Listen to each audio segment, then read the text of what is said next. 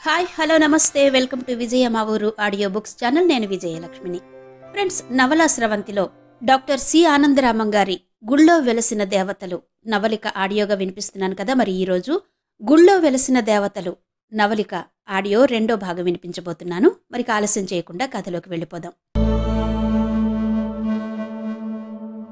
పావని వచ్చి చెప్పిన తర్వాత సరళ చచ్చిపోయిన సంగతి అందరికీ తెలిసింది. సుందరమ్మ కుమిలి కుమిలి ఏడ్చింది. ఆ ఏడుపులు మొత్తుకోళ్లు చూస్తుంటే పావనికి ఏ కోశానా జాలి కలగలేదు. సరళ చచ్చిపోయిందా?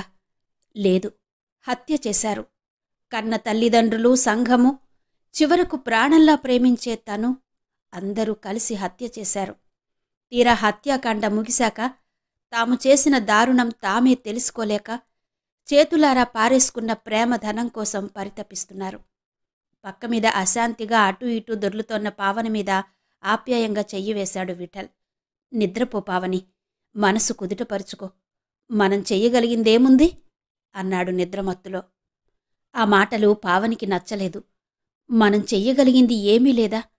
చాలా ఉంది, కానీ చెయ్యడం లేదు. ఎంత ప్రయత్నించినా నిద్ర రాలేదామెకు. లేచి వెళ్ళి మామగారి కోసం ఉంచిన స్లీపింగ్ టాబ్లెట్ వేసుకుని పడుకుంది.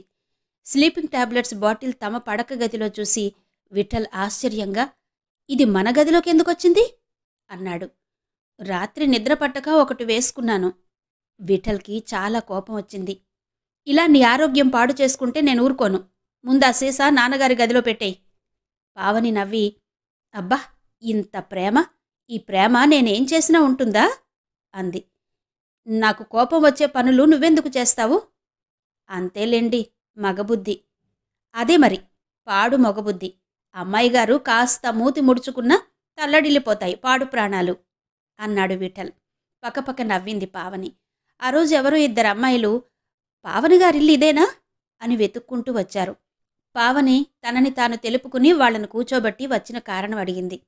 ఆ పిల్లలిద్దరి వయసు 20 ఏళ్ల లోపే ఉంటుంది. చిన్నపిల్ల వయస్సు మరీ 15 ఏళ్ల కంటే ఎక్కువ ఉండదనిపిస్తోంది. పెద్దమ్మాయి మాట్లాడింది. మీ రవి మా చెల్లెల్ని రోడ్డు మీద జడపట్టుకు లాగి అల్లరి పెడుతున్నాడండి. మీరు బుద్ధి చెప్పుకోండి, లేకపోతే మేమే తగిన విధంగా బుద్ధి చెప్పవలసి వస్తుంది. విస్తుపోయింది పావని. రవికి పట్టుమని 15 ఏళ్లు లేవు, చదువుతున్నది ఇంటర్. అప్పుడే కలవరపాటు నుంచి తేరుకుని, నేను రవికి చెప్తానులేండి, ఇక మీదట వాడు మీ జోలికి రాడు అని నచ్చజెప్పి పంపేసింది. రవి రాగానే కోపంగా, ఏం రవి, ఆడపిల్లల్ని ఏడిపించేటంత పెద్దవాడివయ్యావా అంది. వదిన కోపానికి రవి భయపడ్డాడు. కాని అతని ముఖంలో తప్పు చేసినందుకు సంకోచం కనబడలేదు. ఓ, ఆ మొగుణ్ణొదిలేసిన దాని కూతుళ్ళు నీ దగ్గరకొచ్చారా అన్నాడు నిర్లక్ష్యంగా. మరింత విస్తుపోయింది పావని.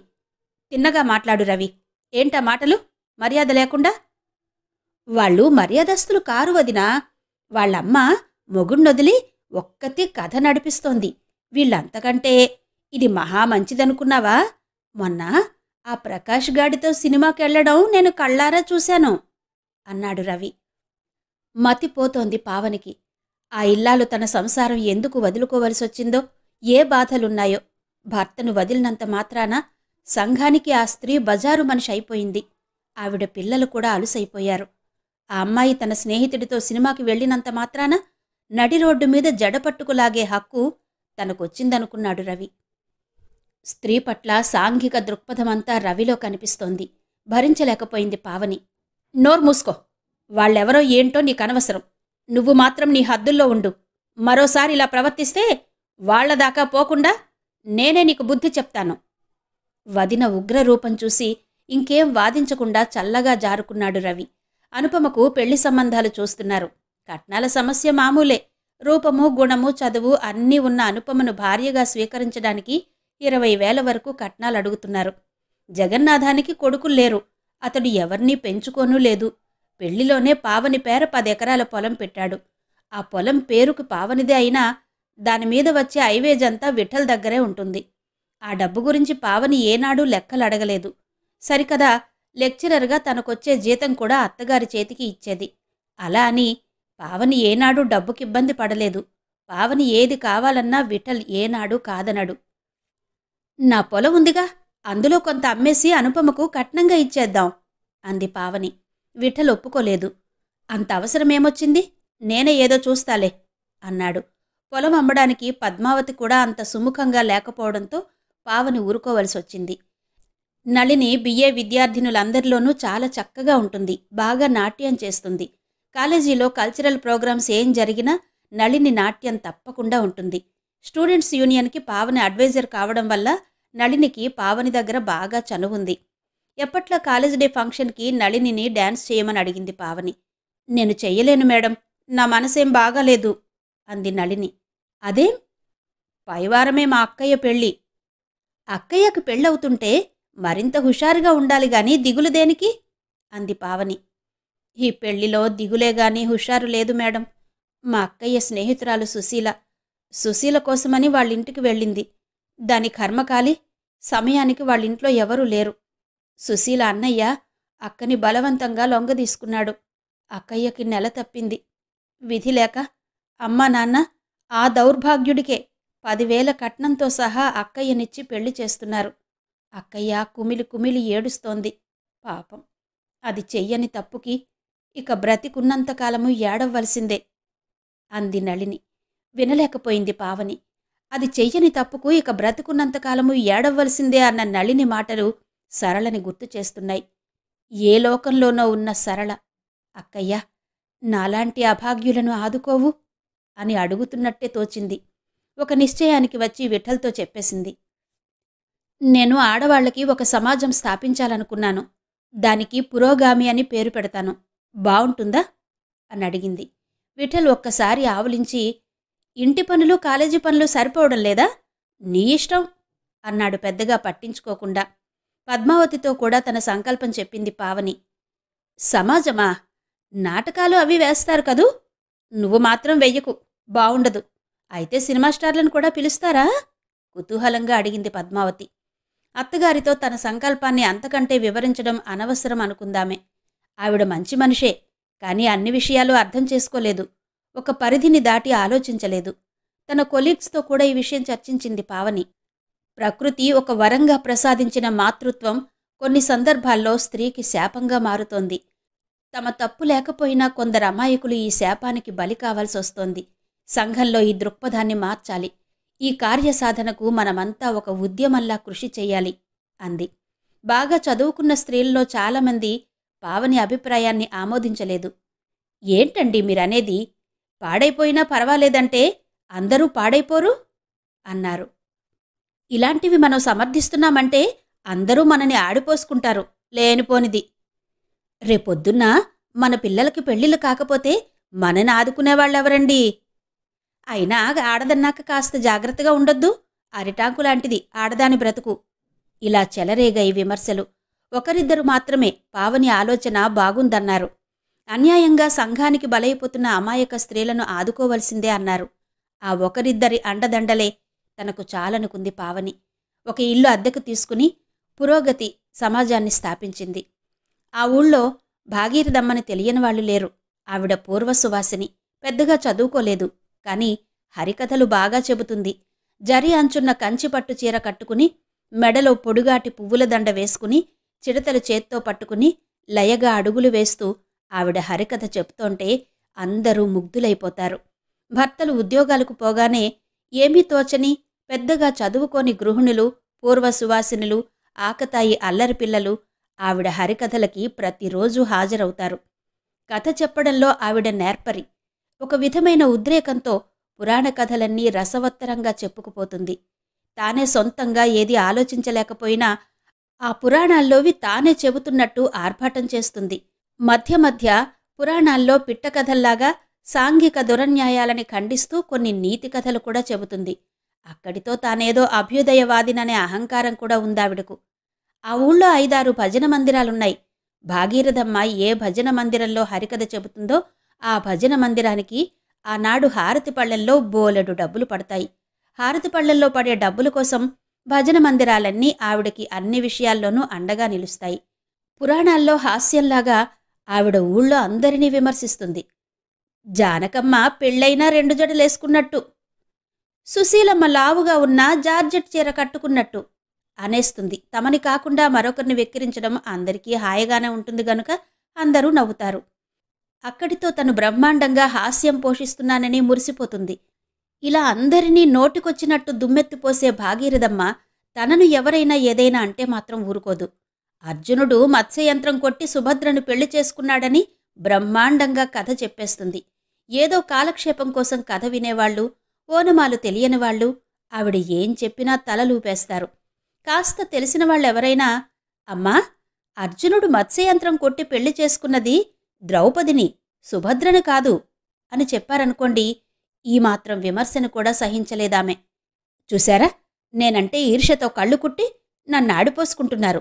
సుభద్ర అయితేనే, ద్రౌపదైతేనేమి, నేను కథ రక్తిగా చెప్పానా లేదా అని విరుచుకుపడుతుంది. ఆవిడ నోటికి ధాటికి భయపడి చాలామంది ఆవిడికి అల్లంత దూరంలోనే తప్పుకుంటారు. అలాంటి భాగీరథమ్మ తన ఇంటికి వచ్చిందనగానే పద్మావతి గుండెలు దడదడలాడాయి. ఏదో ఒక పెంట సృష్టించడానికి తప్ప భాగీరథమ్మ రాదు. ఒక్క బొట్టు తప్ప మిగిలిన అలంకారాలన్నీ అన్ని వేళలా ఉంటాయి భాగీరథమ్మకి. కంచిపట్టు చీర, పొడుగాటి చంద్రహారాలు, ఆ పైన ఒక రాళ్ల నెక్లెస్, మోచేతి వరకు గాజులు, జుట్టు జారుముడి వేసుకుంటుంది. ఆ వేసుకోవడంలో జుట్టంతా వదులుగా ముఖం మీద పడేలా స్టైల్గా వేసుకుంటుంది. ఆ వయస్సులో ఆ అలంకరణ ఎబ్బెట్టుగా తోచి అందరూ లోలోపల నవ్వుకుంటారు. రండి రండి, కూచోండి అని కంగారుగా ఆహ్వానించింది పద్మావతి. పద్మావతి చూపించిన కుర్చీలో పట్టుచీర కుచ్చెళ్లు నలక్కుండా నిండుగా కూర్చుంది భాగీరథమ్మ. పద్మావతి హడావిడి పడుతూ కాఫీ తయారు చేసి తీసుకొచ్చింది. ఆ కాఫీ కప్పు చేతిలోకి తీసుకుని, ఇంతకు ఇవి గేదెపాలేనా? బూత్ మిల్క్తో కాఫీ నేను తాగను అంది దర్పంగా భాగీరథమ్మ. అయ్యో, గేదెపాలే, పొదుగున పిండిన పాలు విన్నవించుకుంది పద్మావతి. కాఫీ ఒక్కొక్క చుక్క తాగుతూ ప్రారంభించింది భాగీరథమ్మ. అందరూ అంటుంటే నమ్మలేకపోయాను. ఎలా నమ్ముతాను? నాకు మీ కుటుంబం చిన్నప్పటి నుంచి తెలుసు. ఎలాంటి సంప్రదాయం? అలాంటిది మీ కోడలేంటి ఇలా చేయడమేంటి? పద్మావతికి చెమటలు పడుతున్నాయి. మా కోడలా? పావని, అది చాలా మంచిది అంది తడబడుతూ. ఏం మంచండి, గడమంచి. చెడిపోయినా తప్పులేదని బాహాటంగా చాటుతూ చెడిపోయిన వాళ్లకోసం సమాజం కూడా పెడుతుంటే, హవ్వ, ఎక్కడైనా ఉందా అండి ఇది? లోకంలో ఇంక నీతి నియమాలు నిలుస్తాయా? లోకం సమగతి వదిలేయండి. అగ్నిహోత్రం లాంటి కుటుంబం మీ కుటుంబానికి ఇలాంటి మచ్చ. మీ ఇంటి కోడలు ఆడది చెడిపోయినా పర్వాలేదు, చెడతిరిగినా తప్పులేదు అని సమాజాలు స్థాపిస్తుంటే మీ అనుపమను ఎవడు పెళ్లి చేసుకుంటాడండి? ఇక ఊళ్ళో మీరు తలెత్తుకు తిరగ్గలరా? రామరామ.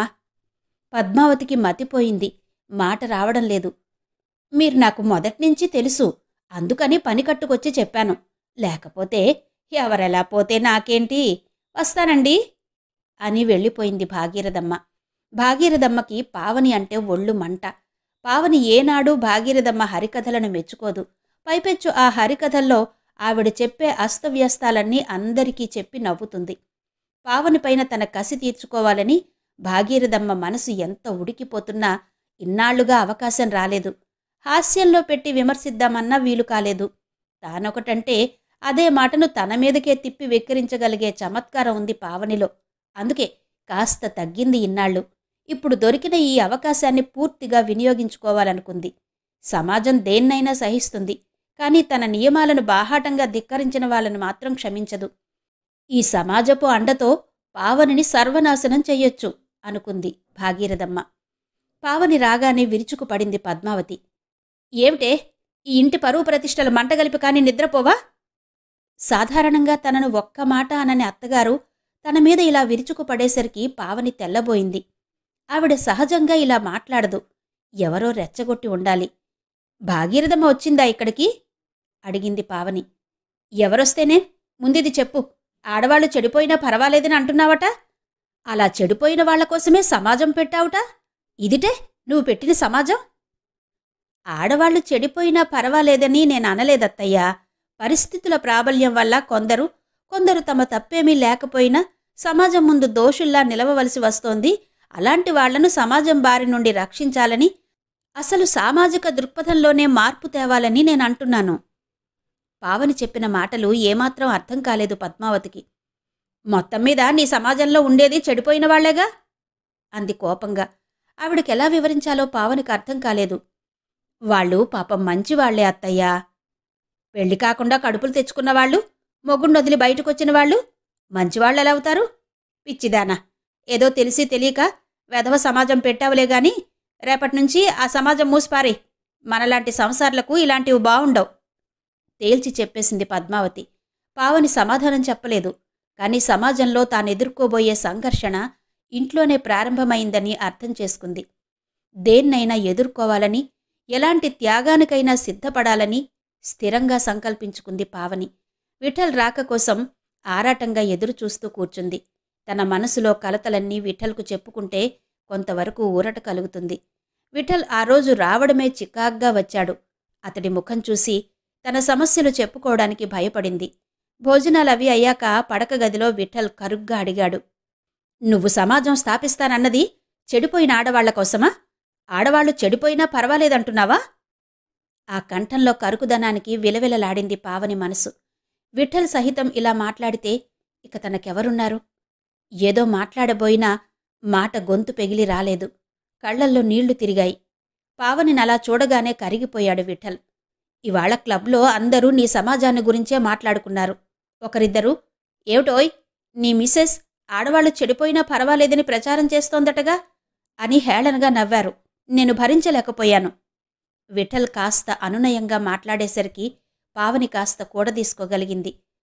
మన సరళలాగా ఏ ఆడపిల్ల సమాజానికి బలైపోకూడదని నేను సంకల్పించుకున్నాను. అంతే. చెడిపోవడం మంచిదని నేనేనాడు అనలేదు.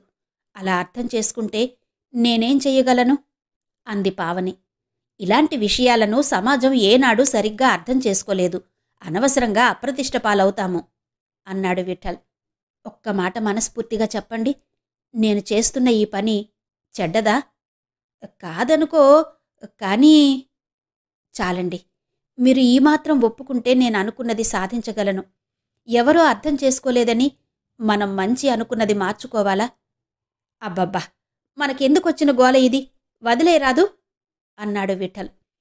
ఎవరి మట్టుకు వారే మనకెందుకొచ్చింది అనుకుంటే ఇక ఈ సమస్యలు పరిష్కరించేవారెవరు? విఠల్ సమాధానం చెప్పకుండా అటు తిరిగి పడుకున్నాడు. పావని పలకరించబోయినా మాట్లాడలేదు. పెళ్లైన తర్వాత మొదటిసారిగా విఠల్కి దూరంగా పక్కపరుచుకుని పడుకుంది పావని. ఆ రాత్రి పావని కన్నీళ్లతో దిండు తడిసిపోయింది. కాని పావని సంకల్పం మాత్రం చెక్కు చెదరలేదు. పావని శిరీష ప్రాణ స్నేహితులు. శిరీష చదువుకునే రోజుల్లోనే ఎవరినో పెళ్లి చేసుకోవాలనుకుంది. కుదరలేదు. ఆ తరువాత అసలు పెళ్లి ప్రస్తావన వదిలేసింది. ఎమ్మెల్యే అయ్యింది. శిరీష పేరులో ఉన్న కోమలత్వం శిరీష శరీరంలో మాత్రమే ఉంది కాని మనసుకు లేదు. చూడ్డానికి ఎంత నాజూగ్గా సుకుమారంగా ఉంటుందో దానికి పూర్తిగా వ్యతిరేకమైన వజ్ర సంకల్పం శిరీషది. దేనికి భయపడని గుండె నిబ్బరం, ఎవ్వరినీ లక్ష్యపెట్టని మనోదారుఢ్యం. తన సమస్య వివరిస్తూ శిరీషకు ఉత్తరం వ్రాసింది పావని. వెంటనే వచ్చేసింది శిరీష. పావని చాలా ఆనందించింది. రాజకీయాల్లోకి దిగావుగా, నేను రమ్మనగానే వస్తావో రావో అనుకున్నాను అంది పావని. మా పావని వంటింటి కుందేలనుకున్నాను ఇన్నాళ్ళు. ఈ మాత్రం నడుం కట్టి సంఘంలో కష్టసుఖాలు చూస్తానంటే చెయ్యి కలపకుండా ఉంటానా? ఆప్యాయంగా అంది శిరీష. నిజంగా వంటింటి కుందేలునే శిరీష. మా సరళ విషాద జీవితం నన్ను కట్టి కుదపకపోతే నేను ఏ విషయమో ఆలోచించేదాన్ని కాదేమో. సరళను తలుచుకోగానే కన్నీళ్లు పెట్టుకుంటోన్న పావనని మరిపిస్తూ, సరేలే, మొత్తం మీద చాలా మంచి పని తలపెట్టావు. కాని దీన్నొక పెద్ద సంఘంగా రూపొందిస్తే బాగుంటుంది. మన సంఘంలో ఈనాటికి చదువుకోవాలనే ఆశ ఉండి చదువుకునే సదుపాయాలు లేని ఆడపిల్లలు చాలామంది ఉన్నారు. వాళ్ళందరినీ కూడదీసి చదువుకునే అవకాశాలు కల్పిద్దాం. వెనుకబడిన కులాలని ప్రత్యేకించి చూడకుండా కులమతాలతో నిమిత్తం లేకుండా చదువుకోవాలనే ఆశ ఉన్న బీద విద్యార్థినులందర్నీ చేర్చుకుందాం. వాళ్లతో పాటు దగాపడిన చెల్లెళ్లకి ఆశ్రయం కల్పిద్దాం. కేవలం దగాపడిన వాళ్లే కాదు, ఏ విధమైన సమస్యలున్నా మన సంఘం నుండి రక్షణ పొందవచ్చు. ఇలా కాక కేవలం వంచితులే అంటే చెడిపోయిన వాళ్ల సమాజం అని ఇతరుల చిన్నచూపు చూసే అవకాశం ఇచ్చిన వాళ్ళమవుతాం. అంతేకాదు, వాళ్ళని ప్రత్యేకించి చెడిపోయిన వాళ్ళు అని వేలెత్తి చూపినట్టవుతుంది. మనం అనుకున్న విధంగా అనేక విభాగాలతో కలుపుకుని సంఘంగా ఏర్పరచుకుంటే సమాజం విధివంచితులైన స్త్రీలను సహజంగా స్వీకరించేలా చెయ్యాలనే మన ప్రయత్నం ప్రాథమికంగా మన దగ్గరే ప్రారంభమవుతుంది చెప్పింది శిరీష. శిరీష అభిప్రాయాన్ని పావని మెచ్చుకుంది. శిరీష మొదటి నుండి ఏ విషయమైనా అన్ని కోణాల నుండి ఆలోచించేది. తన ధ్యేయం నెరవేరడానికి సామూహికమైన అండదండలు చాలా అవసరం. ముఖ్యంగా శిరీష లాంటి వ్యక్తి తనకు బాసటగా నిలబడితే ఏదైనా సాధించగలదు. సంఘం ఏర్పడ్డాక దానికి గ్రాంట్స్ శాంక్షన్ అయ్యేలా ప్రయత్నిస్తానంది శిరీష. పురోగామి సంఘానికి చదువుకుంటామంటూ చాలామంది ఆడపిల్లలొచ్చారు. చుట్టుపక్కల పల్లెల నుంచి వచ్చిన ఆడపిల్లలు 400 మంది దాకా ఉన్నారు. అంతమందిని చూసి ఆశ్చర్యపోయింది పావని. జాగ్రత్తగా పరిశీలించి కులమతాలతో నిమిత్తం లేకుండా తెలివితేటలుండి చదువుకునే స్తోమత లేని విద్యార్థినులను 200 మందిని చేర్చుకుంది. విద్యార్థినులు కానివాళ్లు, వేరువేరు సమస్యలున్నవాళ్లు కూడా ఓ 25 మంది వచ్చారు. శిరీషతో సంప్రదించి వాళ్లను కూడా చేర్చుకుంది పావని. ఒక్కొక్కరి కథ వింటోంటే స్త్రీ జీవితంలో ఎన్నెన్ని సమస్యలున్నాయో అర్థం కాసాగింది పావనికి. ఇంతవరకు సాధించిన అభ్యుదయం ఏపాటిదనే నిరాశ కూడా అలముకుంది. నా భర్త చచ్చిపోయాడు. ఆయనకు నేనంటే చాలా ప్రేమ. ఆస్తి నా పేరనే రాశాడు. ఆ డబ్బు కోసం నా మరుదులిద్దరూ కాచుకుని కూర్చున్నారు. భర్త పోయిన దుఃఖంలో ఉన్న నన్ను నా చిన్న మరిది బలవంతంగా పెళ్లి చేసుకున్నాడు. అతడు నాకంటే చిన్నవాడు. మొదటి నుంచి నా బిడ్డలా చూశాను. ఈనాడు డబ్బు కోసం ఇంతటి నీచానికి తలపడ్డాడు. ఆ ఇంట్లో ఉండలేకపోయాను. సాహసించి వచ్చేశాను. నాకు తల్లి తండ్రి లేరు. అన్నదమ్ముల కుటుంబాల్లో సర్దుకుని అణిగిమణిగి గతిలేని దానిలా పడి ఉండడానికి నాకేం కర్మ కాలింది? ఒంటరిగా ఉంటే లేచి వచ్చిన మనిషి అని సంఘం పొడుచుకు తింటుందని భయం. పెళ్లి కాకపోయినా పర్వాలేదు, మొగుడు చచ్చినా బాధలేదు. ఏదో ఒక మొగుడంటూ ఉండి ఆ బారి నుండి బయటపడ్డానికి ఏ మార్గమూ లేదు అంది 25 నిండని ఒక యువతి. మేడం, పిల్ వేసుకుంటే పర్వాలేదన్నారు. నర్సుని అడిగాను. పిల్సిచ్చింది. పర్వాలేదనుకున్నాను. కానీ వచ్చేసింది. అదే ప్రెగ్నెన్సీ. భయమేసి మొదట్లో ఇంట్లో చెప్పలేదు. చెప్పకపోయినా తెలిసిపోతుందిగా. తెలిసిపోయింది.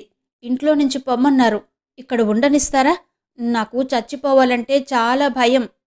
కన్నీళ్లతో, బెదురు చూపులతో, అజ్ఞానంతో మాట్లాడడం కూడా సరిగ్గా రాని ఒక 16 ఏళ్ల హైస్కూల్ విద్యార్థిని గోడు. ఫ్యామిలీ ప్లానింగ్ పరిజ్ఞానం చివరికి ఇలా దారి తీస్తోంది. సరైన విజ్ఞానం లేకపోవడం వల్ల కలిగే పరిణామాలివి. ఈ అమాయకులకు ఎవరు చెప్తారు? స్కూల్స్లో కానీ కాలేజెస్లో కానీ చెప్పరు. ఇంట్లో అస్సలు చెప్పరు. అన్నిటికంటే దారుణం ఈ పిల్లలు ప్రెగ్నెన్సీ రాకపోతే పర్వాలేదనుకోవడం. అంతకు మించిన ప్రాధాన్యం ఈ ప్రణయ వ్యవహారాలకు ఇవ్వకపోవడం. ఆ పిల్లల్లో చాంచల్యం స్పష్టంగా కనిపిస్తోన్న మాట నిజమే. కానీ చిన్నపిల్ల. మొదటే ఇంట్లో పెద్దవాళ్లు కానీ స్కూల్లో టీచర్లు కానీ అదుపులో పెట్టి ఉంటే దారిలోకి రాకపోయేదా అనుకుంది పావని. అతడు నన్ను ప్రేమించానన్నాడు. నేను ప్రేమించాను. తీరా నెల తప్పాక నా అసహాయ పరిస్థితిని ఆధారంగా చేసుకుని 50,000 ఇస్తే గాని పెళ్లి చేసుకోనంటున్నాడు. అలాంటి వ్యక్తితో నా బతుకు ముడేసుకోవాలని నాకు లేదు. ఒక్క తాళిబొట్టే నా బతుక్కి పరమార్థం కాదు. నేను భయపడుతున్నది, బాధపడుతున్నది ఒకే ఒక విషయానికి. నా తొందరపాటికి ఫలితం అభము శుభము తెలియని నా శిశువు అనుభవించవలసి వస్తుందేమోనని. నన్ను మీరు పోషించక్కర్లేదు. చదువుకున్నాను, ఉద్యోగం చేసుకుంటాను. సమాజంలో నా శిశువు హీనపడకుండా ప్రతిఘటించడానికి మీ అండ మాత్రమే కావాలి. ఒక ధీరురాలి పశ్చాత్తాపం. ఇలాంటివే ఎన్నెన్నో కథలు. సమాజం నడవడానికి డబ్బు కావాలి.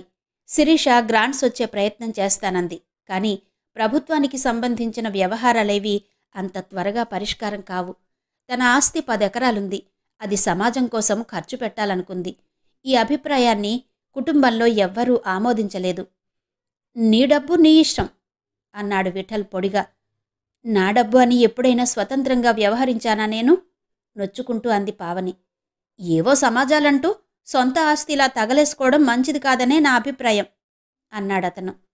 ఏదైనా సాధించాలని అనుకున్నప్పుడు అందులో సాధక బాధకాలను ఎదుర్కోక తప్పుతుందా? మరి ఆ మాత్రం దానికి నన్నడగడం దేనికి? సాధించు. చిరుబురులాడుతూ వెళ్ళిపోయాడు విఠల్. ఉసూరుమంది పావనికి. చదువుకున్నవాడు, విశాల భావాలున్నవాడు, తనను ప్రేమించేవాడు. విఠల్ ప్రవర్తనే ఇలా ఉన్నప్పుడు మిగిలిన వాళ్ళు ఇంకెలా ఉంటారు? ఏంటేంటి? ఆస్తంతా ఆ మాయదారి సమాజానికి ఖర్చు పెడతావా? వీల్లేదు. వీల్లేదంటే వీల్లేదు ఖండితంగా అంది పద్మావతి. ఆవిడంత ఖండితంగా అంటోంటే సమాన స్థాయిలో సమాధానం చెప్పక తప్పలేదు పావనికి. మా నాన్నగారి ఆస్తిలో నాకొచ్చిన ఈ భాగం అలా సద్వినియోగం చెయ్యాలని నిశ్చయించుకున్నానత్తయ్యా అంది దృఢంగా. పావని ఇలా ఎదురు నిలిచి సమాధానం చెప్పడం చూసి తెల్లబోయింది పద్మావతి. పట్టరాని కోపమూ వచ్చింది. అక్కడి నుంచి లేచి వెళ్ళిపోయింది.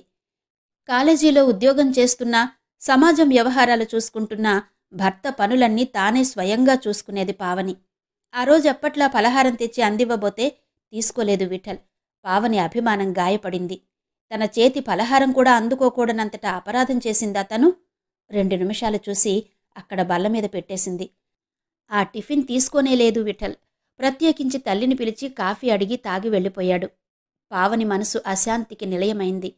ఎప్పట్లా పనిలో సాయం చేయబోతే నాకే వద్దులే వెళ్ళు అని కసిరింది పద్మావతి. పావని కాలేజీకి వెళ్లబోయే ముందు పద్మావతి దగ్గరుండి వడ్డించి బలవంత పెట్టి ఎక్కువ తినిపించేది. ఆ రోజు అన్నం తినమని కూడా అనలేదు. పావని భోజనం చేయకుండానే కాలేజీకి వెళ్ళిపోయింది. కాలేజీలో స్నేహితులు ఏదో పెట్టబోయినా తినాలనిపించలేదు. వడలిపోయిన ముఖంతో ఇంటికొచ్చి మంచం మీద పడుకున్న పావనిని చూసి పద్మావతికి కళ్లల్లో నీళ్లు తిరిగాయి. లేచి అన్నానికి రా, నాకు ఆకలి మండిపోతుంది అంది. ఇంతవరకు మీరు తినలేదా అత్తయ్యా? ఏం మాటలే, నువ్వు తిండి తినకుండా బయటికి పోతే నేను కూచుని మెక్కుతాననుకున్నావా అందావిడ. పావని గబగబా లేచి ఇద్దరికీ కంచాలు పెట్టింది. భోజనం చేస్తూ పద్మావతి అంది. పావని, నా మాట వినవే. నీకేం తక్కువ? ఆ వెధవ సమాజం కోసం, ఎవరో చెడిపోయిన వాళ్లకోసం పండులాంటి సంసారంలో కలతలు పెట్టుకోకు అంది దీనంగా. ఎందరికో ఆశ పెట్టి సమాజం ప్రారంభించానత్తయ్యా, ఇప్పుడు దాన్ని ఎలా వదిలేయగలను అంది పావని. పద్మావతి కోపంగా తింటున్న కంచంలో చెయ్యి కడుక్కుని వెళ్ళిపోయింది. పావనికి ఆ తర్వాత అన్నం సహించలేదు. ఒకప్పుడు తను గట్టిగా తలుచుకుంటే సరళను ఆదుకోగలిగేది. కాని ఇలాంటి పరిస్థితులకు భయపడి సరళను భయపెట్టింది. ఒకప్పుడు తను గట్టిగా అనుకుంటే సరళను ఆదుకోగలిగేది. కాని ఇలాంటి పరిస్థితులకు భయపడి సరళను బలిపెట్టింది. ఇప్పుడు మళ్ళీ అలా వెనక్కు తగ్గవలసిందేనా? వీల్లేదు. ఎంతైనా భరిస్తుంది, దేన్నైనా ఎదుర్కొంటుంది. పూర్వం వేశ్యావాటికలు ప్రత్యేకించి ఉండేవి. ఇప్పుడలా కాదు. ఏవేవో సంఘాల పేరిట సమాజంలో కలిసిపోయి కనిపిస్తున్నాయి. ఉదాహరణ మన కళ్ల ముందే ఉంది, పురోగామి సంఘం. హరికథల మధ్య పిట్టకథల హాస్యంలా చెప్తోంది భాగీరథమ్మ. పావని ఏనాడు భాగీరథమ్మ హరికథలు వినడానికి వెళ్లదు. అయినా పావని ఏం మాట్లాడినా భాగీరథమ్మకు చేరేసే భక్తులు ఉన్నారు. భాగీరథమ్మ ఏం మాట్లాడినా పావనికి తెలియపరిచే శ్రేయోభిలాషులు ఉన్నారు. తమ సంఘాన్ని గురించి భాగీరథమ్మ ఇలా మాట్లాడుతోందని వినేసరికి పావనికి మండిపోయింది. భాగీరథమ్మను ముఖాముఖి ఎదుర్కొంది. ఆడదానివై ఉండి సాటి ఆడవాళ్లను గురించి ఇలా మాట్లాడ్డానికి సిగ్గులేదు? వాళ్లు నీచులే అయితే ఇలా సంఘంగా సమావేశమయ్యి సమాజాన్ని ఎదుర్కోవలసిన అవసరమే ఉండేది కాదు. నీచులనేకులు పెద్ద మనిషి బురఖాలతో సమాజంలో దర్జాగా తిరుగుతూనే ఉన్నారు అనేసింది పావని. పావని మాటలు సహించలేకపోయింది భాగీరథమ్మ. చూశావా ఎంతెంత మాటలంటోందో? అవన్నీ నన్నే నీచురాలంటోంది అని ఉడికిపోయి తన భజన బృందాలన్నిటినీ ఉసుగొల్పింది. ఆ భక్తులందరూ పావని మీద, పురోగామి సంఘం మీద చేయవలసినంత విషప్రచారం చేశారు. బాధపడుతూ ఈ విషయాలన్నీ శిరీషకు వ్రాసిన పావనికి ధైర్యం చెబుతూ శిరీష సమాధానం వ్రాసింది. ఒక్క భాగీరథమ్మకి బెదిరిపోతే నువ్వేం చెయ్యగలవు? ఈ సమాజం నిండా ఇలాంటి భాగీరథమ్మలు ఎందరో. ఒక మంచిని గ్రహించడానికి, మార్పును అంగీకరించడానికి సమాజం ఏనాడు ముందుకు రాదు. కాని ఉన్నదానికి చిలవలు పలవలు చేర్చి విషయాన్ని అస్తవ్యస్తం చేసి పరిహాసంగా నవ్వడానికి మాత్రం ఎప్పుడూ సిద్ధంగానే ఉంటుంది. నువ్వు పోరాడవలసింది కరుడుగట్టిన మూర్ఖత్వంతోనని మర్చిపోకు. ఆదిమవాసుల అజ్ఞానాన్ని కరిగించటమైనా తేలికవుతుంది. కాని ఈ అత్యాధునికుల తెలివి మీరిన మౌఢ్యం మాత్రం ఎవరూ తొలగించలేరు. ధైర్యంగా నిలబడు. ఆ ఉత్తరం 1కి 10 సార్లు చదువుకుని చెదిరిపోతున్న మనసును చిక్కబరుచుకుంది పావని. అనుపమకు సంబంధం నిశ్చయమైంది. పద్మావతికి పావని సమాజం మీద ఎంత కోపంగా ఉన్నా తలలో నాలుకలా తన కూడా ఉండే పావనిని కష్టపెట్టలేకపోతోంది. సాటి స్నేహితులు సమాజాన్ని గురించనే మాటలు విఠల్ సహించలేకపోతున్నాడు. కాని పావని చేస్తున్నది తప్పని అనలేకపోతున్నాడు. ఈ సమాజపు గొడవల నుంచి పావనిని తప్పించాలని అతని కోరిక. కాని తన ఎదురుగా బేలగా నిలబడిన పావనిని కఠినంగా ఆజ్ఞాపించలేకపోతున్నాడు. అన్ని విషయాలు మాట్లాడుకుని నిశ్చితార్థానికి ముహూర్తం పెట్టుకోవడానికి అనుపమ అత్తవారి తరపు వాళ్లు వస్తున్నట్టు ఉత్తరం వచ్చింది. పావని వంచిన నడుము ఎత్తకుండా అత్తగారికి వంటలు, పిండి వంటలు చేయడంలో సహాయం చేసింది. వదినా, ఏం చీర కట్టుకోమంటావ్ అని సలహా అడిగే అనుపమకు నవ్వుకుంటూ చీర సెలెక్ట్ చేసి పెట్టింది. ఇల్లంతా నీట్గా సర్దింది. కుషన్ల కవర్లు మార్చింది.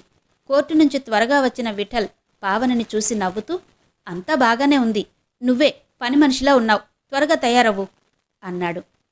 నేను పని మనిషినే, పని చేసే మనిషిని, నన్నలా అనుకుంటే నాకేం చిన్నతనం లేదు అని నవ్వుతూ సమాధానం చెప్పి త్వరగా ముఖం కడుక్కుని ఇస్త్రీ చీర కట్టుకుని తయారైంది. ఎదురు చూస్తున్న పెళ్లివారు వచ్చారు. పావని హడావిడి పడుతూ పలహారాలు వాళ్ల ముందు పెట్టింది. కాని వాళ్లవేవీ ముట్టుకోలేదు. వాళ్లలో ఒక నడివయసు ఆవిడ మాట్లాడడం మొదలుపెట్టింది. మేం మర్యాదలకి మన్ననలకి రాలేదు. అసలు విషయం చెప్పకుండా పోవడం సబబు కాదని వచ్చాం. మీ కుటుంబం ఆడది చెడిపోయినా పర్వాలేదనే కుటుంబమని తెలిసింది. అలాంటి చెడిపోయిన వాళ్ల కోసం సమాజాలు కూడా స్థాపించి సంఘసేవ చేస్తున్నారట. ఆ సంఘసేవలేవో మీరే చేసుకోండి. మాకంత విశాల భావాలు లేవు. ఏదో సంసారపక్షంగా బ్రతకాలనుకునేవాళ్లం. ఏ మాట చెప్పకపోవడం బావుండదని వచ్చాం. మీరు మరొక సంబంధం చూసుకోండి అని చెప్పి వాళ్లు వెళ్ళిపోయారు. నా కర్మ అంటూ పద్మావతి కూలబడి ఏడవసాగింది. విఠల్ పావనిని తినేసేలా చూసి ఇంట్లోంచి వెళ్ళిపోయాడు. అనుపమ తన అలంకరణ తీసేసి ఒక పుస్తకం పట్టుకుని దాని చాటున ముఖం దాచుకుంది. పావని స్తంభించిపోయింది. ఆ రాత్రి చాలా పొద్దుపోయి ఇంటికొచ్చాడు విఠల్. పావని వడ్డించిన భోజనాన్ని చేత్తో దూరంగా నెట్టి, భోజనం సంగతి తర్వాత, ముందు నువ్విది చెప్పు, ఇప్పటికైనా ఆ సమాజం గిమాజం ఎత్తి పారేస్తావా లేదా అన్నాడు. పావని మాట్లాడలేదు. మానవు కదూ? మీకు తెలుసు ఎందుకు మానలేనో. అదంతా నాకు చెప్పకు. నువ్వీ వ్యవహారాలన్నీ కట్టిపెట్టకపోతే నా ఇంట్లో ఉండడానికి వీల్లేదు. నా ఇంట్లో ఉండడానికి వీల్లేదు. తల గిర్రున తిరిగింది పావనికి. తరతరాలుగా వస్తోన్న పురుషాహంకారం. విఠల్ కూడా ఇంతేనా? ఒక మామూలు మగవాడేనా? నా ఇంట్లో ఉండడానికి వీల్లేదని భార్యను అదిలించే భర్త మాత్రమేనా? అంతవరకు జరిగిందానికి పావని తనూ కుమిలిపోతోంది. తనను తాను అపరాధిగా ఊహించుకుని మదనపడుతోంది. చెల్లెలి పెళ్లి తప్పిపోయినందుకు బాధపడే విఠల్ను ఎలా అనునయించాలా అని 1,00,000 మార్గాలు ఆలోచిస్తోంది. కాని విఠల్ ఈ ధోరణి పావనికి బండతనాన్ని తెచ్చిపెట్టింది. మనం కలిసి ఉంటున్నాం, అంతే. నేను మీ ఇంట్లో మీ పోషణలో ఉండడం లేదు అంది. నివ్వెరపోయాడు విఠల్. పావని అలా మాట్లాడగలదని ఊహించను కూడా లేదతను. ఎంత అహంకారం! చదువుకున్నదానివని కదూ? పావని నవ్వింది. ఆడది చదువుకోకుండా అజ్ఞానంలోనే ఉండి అయోమయంలో అంధకారంలో బ్రతుకుతుంటేనే మీకు బాగుండేది కదూ అంది. నోర్ముయ్, చదువుకున్నంత మాత్రాన ఇలా అందరూ నీలా వీధిన పడ్డం లేదు. అవును, ఈనాటికి చదువుకుని కూడా అమ్మలక్కల స్థాయి నుండి ఎదగని ఆడవాళ్లే ఎక్కువ మందున్నారు. తమకు కూడా ఒక వ్యక్తిత్వముందని అర్థం చేసుకున్న నాబోటి వాళ్లు ఒకరిద్దరు కంటే ఎక్కువ మందుండరు. పావని, నువ్వేనా ఇలా మాట్లాడుతున్నది? నాతోనే మీరిలా మాట్లాడుతున్నారు. ప్రాణానికి ప్రాణంగా ప్రేమించిన నన్నే తిరస్కరించడానికి సిద్ధపడుతున్నావా? ప్రేమించారు. మీ అడుగులకు మడుగులొత్తినంతవరకు, మీ మాట జవదాటనంతవరకు మీరు ఆడుకునే బొమ్మని ఆప్యాయంగా చూసుకున్నట్టు ప్రేమించారు. ఈనాడు మీరు అంగీకరించలేని ఒక అభిప్రాయం నాకుందని అనగానే నన్ను ఆజ్ఞాపించి, అదిలించి, బెదిరించి మీ నీడగా మార్చుకోవాలని చూస్తున్నారు. ఈ మాటలకు తెల్లబోయిన విఠల్ కొన్ని నిమిషాలు మాట్లాడలేకపోయాడు. ఓహ్, ఐఎమ్ సారీ పావనీదేవిగారు. నేను మీ అంత గొప్పవాణ్ణి కాను. అర్థం పర్థం లేని సిద్ధాంతాలు పట్టుకుని నా బ్రతుకు నాశనం చేసుకునేటంత వెర్రి నాకు లేదు. మన దారులు కలవనప్పుడు మనం విడిపోవడమే మంచిదేమో అన్నాడు. విఠల్ పరిహాస ధోరణికి పావని మనసు గాయపడింది. తప్పకుండా మంచిది. మనం విడిపోవటం వల్లనే మీరు సుఖపడగలనని అనుకుంటే అలాగే విడిపోదాం అంది పావని. నా సుఖం సంగతి నేను ఆలోచించుకోవడం లేదు. పెద్ద కొడుగ్గా కుటుంబం సుఖ సౌఖ్యాల గురించి ఆలోచిస్తున్నాను అన్నాడు విఠల్. ఈ ఇంటికి కోడలిగా వచ్చిన నాటి నుండి ఈ ఇంటి సుఖశాంతులనే కోరుతూ అందుకే పాటుపడుతూ వచ్చాను. ఈనాడు మాత్రం మీ అందరి సౌఖ్యానికి అడ్డుగా ఎందుకు నిలుస్తాను? ఇప్పుడే వెళ్ళిపోతాను. అంత రాత్రివేళ అప్పటికప్పుడు తన సామాను సర్దుకోసాగింది పావని. ఒక్క మాట ఆగిపోమ్మని విఠలంటే ఆగిపోవాలనుంది పావనికి. పావని తనను వదిలి వెళ్ళిపోతుందని నమ్మలేకపోతున్నాడు విఠల్. సమస్యలతో సతమతమయ్యే స్త్రీలకు ఆశ్రయంగా తాను స్థాపించిన పురోగామి సంఘంలోకి తానే ఆశ్రితురాలిగా బయలుదేరింది పావని. ఒక్కరోజు విఠల్కి దూరంగా సంఘంలో గడిపేసరికి జీవితమంతా మోడువారిపోయినట్టు అనిపించసాగింది. ఎంతటి కలతలైనా సహించి స్త్రీలు తమ సంసారాలు ఎందుకు వదులుకోలేరో అర్థం కాసాగింది. ఆ సంఘంలో చదువుకునే ఒక విద్యార్థిని పావని దగ్గరకొచ్చి, మేడం, మీ ఫ్యామిలీ అంతా ఏదో ఊరు వెళ్తున్నారు, స్టేషన్లో చూశానని ఇప్పుడే సరోజ చెప్పింది అంది. పావని కళ్ల ముందు అంధకారం అలముకున్నట్టయింది. కనిపించిన ఆటోలో కూర్చుని రైల్వే స్టేషన్కు చేరుకుంది. రైలు ప్లాట్ఫామ్ మీద ఉంది. కంపార్ట్మెంట్ గేటు ముందు నిలబడిన విఠల్ను చూసి, ఏవండి అని పిచ్చిదానిలా కేకపెట్టింది పావని చెయ్యి చాపుతూ. విఠల్ కూడా చెయ్యి చాపాడు. అంతలోనే రైలు కూతకూసి కదిలింది. రైలు వెనక పరుగుపెట్టినా విఠల్ చేతిని అందుకోలేకపోయింది పావని. ఇంతవరకు డాక్టర్ సి ఆనందరామం గారి గుళ్ళో వెలసిన దేవతలు నవలిక 2వ భాగం విన్నారు కదా. మిగిలిన కథ తరువాతి భాగాల్లో వినిపిస్తాను. అంతవరకు సెలవు. నమస్తే.